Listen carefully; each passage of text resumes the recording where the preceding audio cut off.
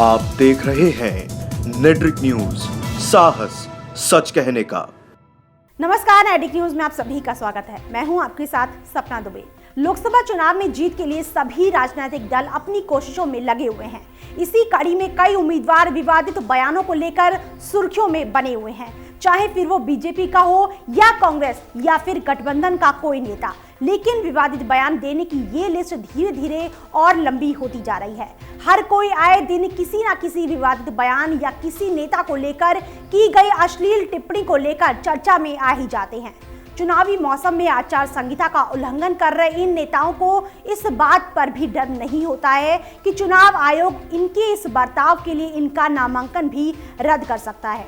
इसके बावजूद प्रत्याशी लगातार विवादित बयान देते नजर आ रहे हैं। बीजेपी ने जब से भोपाल सीट से साध्वी प्रज्ञा ठाकुर को मैदान में उतारा है, तभी से साध्वी सुर्खियों में छाई हुई हैं। मुंबई हमले के शहीद हेमंत करकरे पर दिए विवादित बयान के बाद से तो मानो साध्वी प्रज्ञा ठाकुर खबरों में तो बनी हुई हैं, लेकिन इसी के साथ साध्वी लोगों के निशाने पर भी आ गई हैं। आपको बता दें कि साध्वी ने मुंबई हमले के शहीद हेमंत करकरे को लेकर कहा था कि उन्होंने उसे श्राप दिया था, जिसकी वजह से वो मुंबई हमले में मारा गया।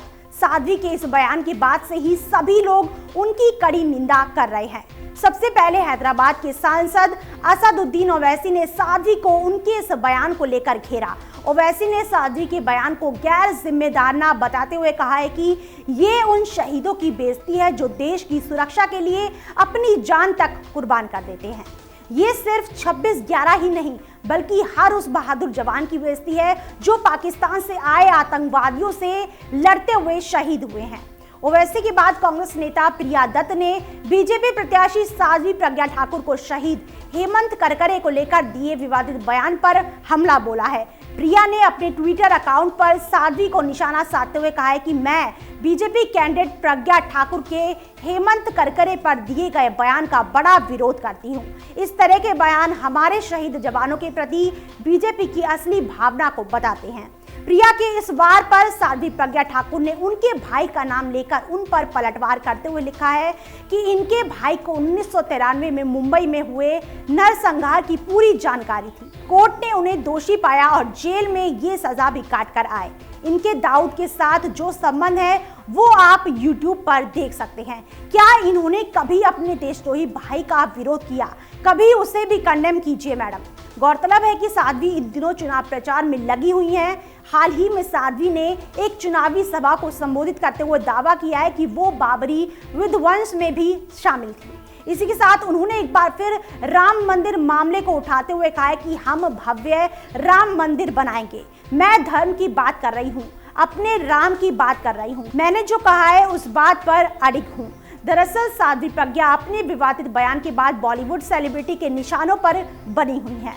हाल ही में सीनियर एक्टर संजय खान की बेटी फराह खान ने साध्वी को उनके बयान पर आड़े हाथ लेते हुए कहा था कि तुम्हारी गंदी सोच को लेकर राम नाम को बदनाम मत करो। तुम जैसी सोच वालों ने हिंदू धर्म को बदनाम करके रखा है। जैसे ओसामा बिन लादेन और हाफिज सईद जैसे लोगों ने इस्लाम का नाम बर्बाद किया। धर्म भेदभाव नहीं सिखाता है। तुम जैसे लोग नफरत फैलाते हैं। हमारे देश को तुम्हारे जैसे लोग तोड़ना चाहते हैं। आपको बता दें कि लोकसभा चुनाव में मध्य प्रदेश की भोपाल सीट से बीजेपी ने साध्वी प्रज्ञा ठाकुर को कांग्रेस के दिग्गज नेता दिग्विजय सिंह को टक्कर देने के लिए मैदान में उतारा है। ये वही साध्वी प्रज्ञा है जिनके ऊपर मालेगांव ब्लास्ट में 6 लोगों के खून का इल्जाम लगा था, जिसे लेकर विपक्ष कई बार साध्वी को प्रत्याशी बनाने पर सवाल उठा चुका है। अब देखना ये होगा कि भोपाल की जनता किसके हाथ अपनी कमान देती है। फिलहाल इतना ही, बाकी ऐसी और बड़ी खबरों के लिए वीडियो को लाइक और शेयर करने के साथ साथ चैनल को सब्सक्राइब करना ना भूलें। हमारे साथ जुड़े रहने के लिए हमारे YouTube चैनल को सब्सक्राइब करें, साथ ही बेल आइकन को दबाएं। नेट्रिक न्यूज की खबरें सबसे पहले देखने के लिए।